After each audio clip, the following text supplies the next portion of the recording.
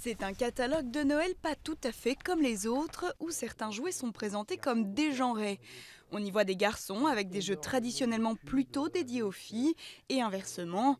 Des photos qui font le buzz depuis un mois, mais pour cette grande enseigne de distribution, c'est une démarche qui se veut ni provocante ni militante, mais qui répond tout simplement à une demande de leurs clients et de la société plus largement.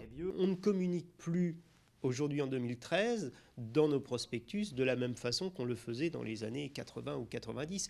Tout a évolué, nos clients, nos magasins, les jouets également, donc tout ça nécessite une évolution. Et c'est vrai que le prospectus jouet était, pour ce point-là, terriblement traditionnel.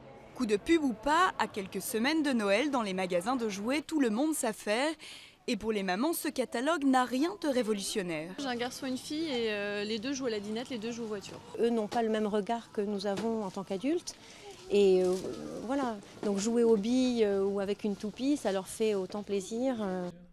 Du côté des spécialistes, les jeux sont avant tout un vecteur de communication. Chaque enfant les utilise en fonction de ce qu'il souhaite transmettre. C'est donc naturellement qu'il choisit tel ou tel univers selon ses envies du moment. Si c'était fait de façon systématique, si on rencontrait qu'un univers de filles quand on est un garçon, si on rencontrait qu'un univers de garçons quand on est une fille, oui, ça pourrait finir par peser. Mais si c'est une expérience de temps en temps, non.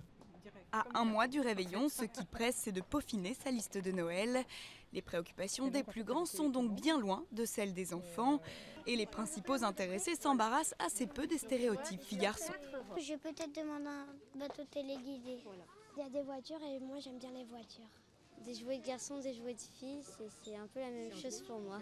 La période des fêtes semble donc confirmer l'adage « la vérité sort de la bouche des enfants ». On peut prendre celle-là dès le début. Pas maintenant, non.